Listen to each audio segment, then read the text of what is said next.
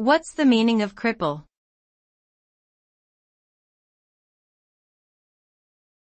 Cripple.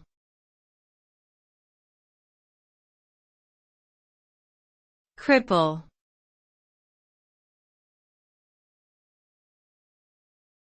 Cripple.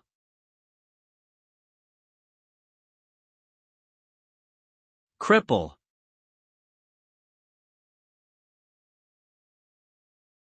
The word cripple is typically used to describe a person who has a physical disability that affects their ability to move or use certain parts of their body.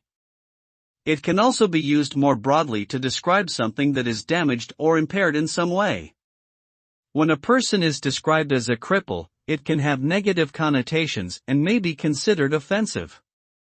Ultimately, using such language perpetuates ableist attitudes that marginalize people with disabilities. In general, it is important to use respectful and inclusive language that does not stigmatize or belittle anyone.